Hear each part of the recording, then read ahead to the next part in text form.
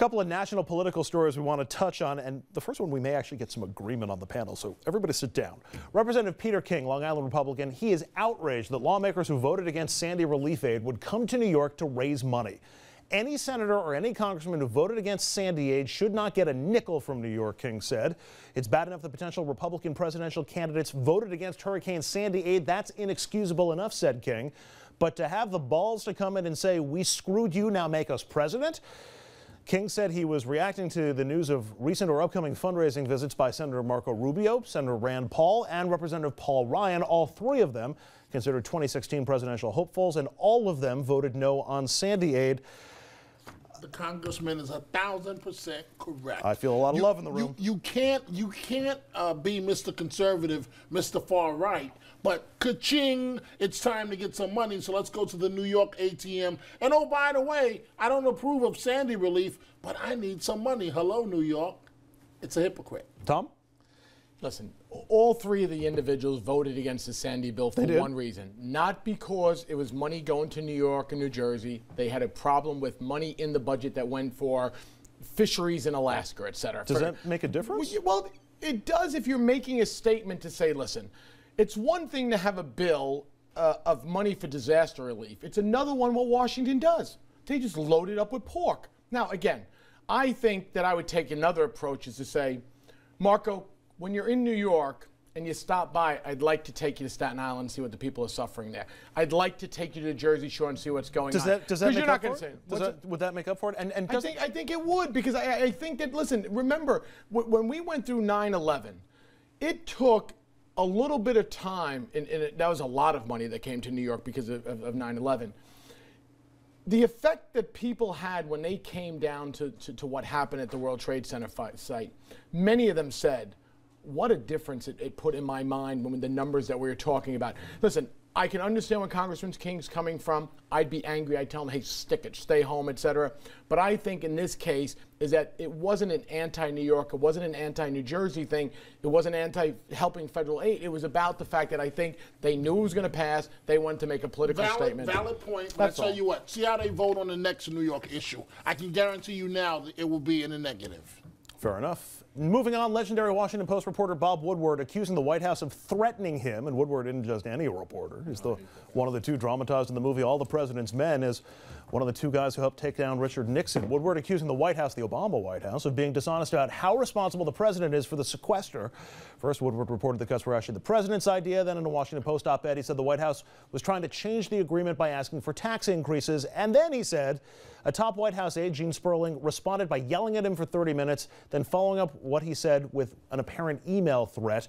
The email reads, quote, I do truly believe you should rethink your comment about saying that POTUS, President of the United States, asking for revenues is moving the goalpost. I know you may not believe this, but as a friend, I think you will regret staking out that claim. It's the I think you will regret staking out that claim part that he took as a threat. Without getting into the whole thing about Woodward and was he really threatened or not. You've been a journalist and you've worked with a lot of politicians, including some who get a little hot on the collar. You've worked as a close aide to the governor of New York. It's not that unusual that you're going to get not the nicest phone call from somebody who works for a politician saying, hey, you don't want to cover that story, or you might want to be real careful. This is not that unusual, is it? Not at all. But let me just say this, that in listening to Bob Woodward, who I have a lot of respect for, last night, he put out a quote from Mike McCurry, who was the press secretary to Bill Clinton, who, and I'll paraphrase, basically said, I cannot believe what this administration gets away with with what they don't share with the American people and with the press. He says, I find it unbelievable. The fact is that if George Bush or Ronald Reagan stood in front of the Governors Association and said, thank you, we'd like to clear the room of the press now and take some questions, you'd be skewered. Okay. And I only say it for this reason. This is the president who said, I'm going to be the most transparent president in history. Okay. Not even close. But getting back to the question I actually asked, isn't this sort of standard operating procedure for most politicians and most journalists, especially high-profile ones? No, it's not standard operating. No, it's not standard. But it happens. But you don't do it to a Woodward. I mean, and I think that Woodward's point was, you're not going to bully me. But if you do that to a 30-year-old guy who's on the beat now, maybe a second job, third job, that guy'd be a little intimidated. You're not going to intimidate Bob Woodward. I think that was his overall point. I've gotten those calls, and it just makes me mad and makes me want to like focus even harder. Well, you've gotten those calls. I'm from New Jersey. Oh, you're a Texas guy. You've gotten those calls too, haven't you? I went toe to toe with everybody. Everybody hates Dominic. Everybody in New York politics hates Dominic. Ask Rudy Giuliani how he feels about Dominic. I went toe to come back now. I went toe to toe with Rudy Giuliani. Oh.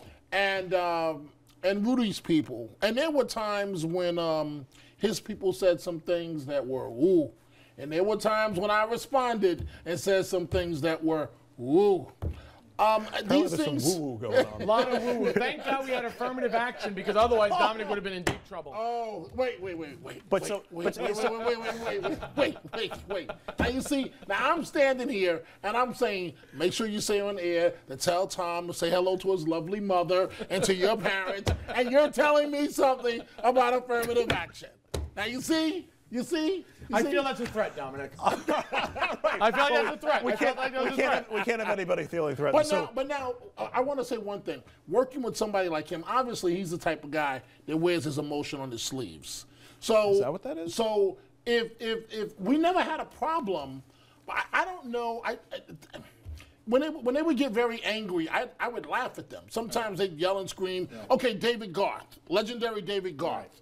When I was in Japan with David Dinkins, and we did an interview with David Dinkins, David Garth called me up in Japan and called me everything but a child of God for about 30 minutes because I did an interview with David Dinkins, and he said that was unfair to candidate Rudy Giuliani. Well, what was he doing in Japan? Dinkins? Yeah. All right. He was We're going to take a quick break. When we come back, raising money for the city of New York, bringing in economic dollars. And trying to prevent Godzilla attacks. We're going to take a quick break. When we come back, gambling online in New Jersey, should it be allowed? Stay with us.